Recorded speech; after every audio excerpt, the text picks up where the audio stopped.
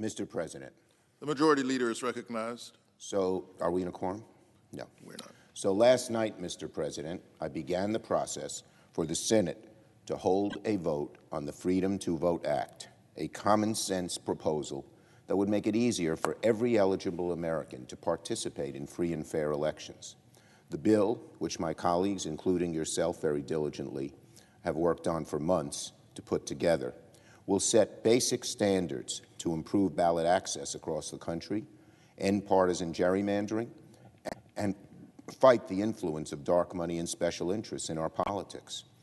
It'll go a long way towards restoring people's faith in our democracy while respecting the role of states in administering elections. Every Senate Democrat has united around this legislation, and I thank all of my colleagues, including you, Mr. President, who worked so hard on this bill. I especially want to thank my friend Senator Manchin, who has spent weeks reaching out to our Republican colleagues in an effort to find common ground. I applaud him for his commitment to trying to get something done on this issue in a bipartisan way if we can. The clock is ticking for this chamber to make meaningful action to protect Americans' right to the franchise. And so tomorrow, the Senate will vote on cloture on the motion to proceed to the Freedom to Vote Act. Every senator will have to answer a straightforward question. Should the Senate be allowed to simply begin a debate on voting rights, as has been done many times throughout our history? That's what tomorrow's vote is about.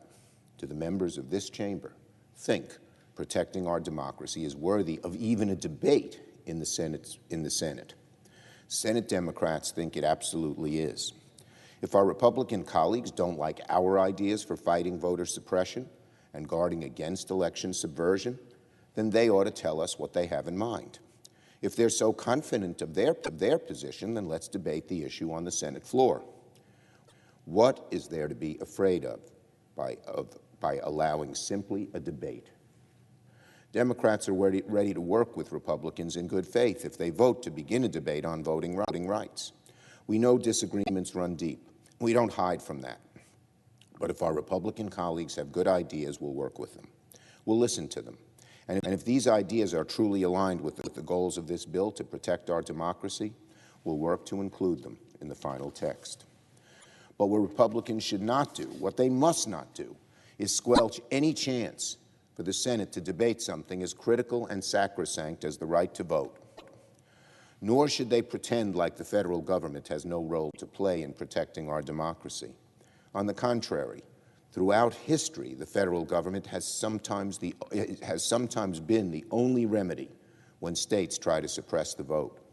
And no honest observer can look at the way the states have changed election laws this last year and pretend that there's nothing malicious afoot.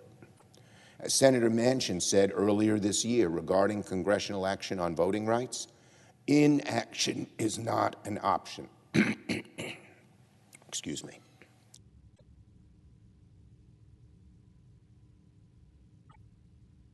Let me repeat that, because this is one place where Senator Manchin and I agree.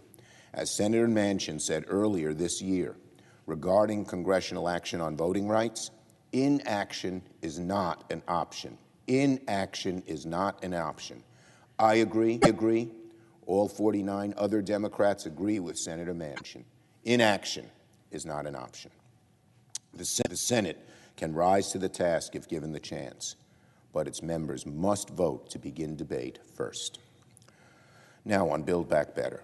For decades now, millions of families in this country have found the basic American promise that if you work hard, then you can have a better life for yourselves and your loved ones, the proverbial American dream. Americans have found it's getting harder to reach. That's what creates a sourness in the land. That's the sunny optimism, so crucial to our identity, has receded away from view. Democrats have promised to do something about it.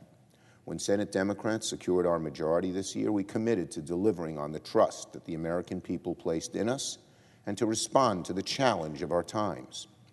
That's why we immediately set to work and passed the American Rescue Plan to propel our economy out of the crisis of COVID.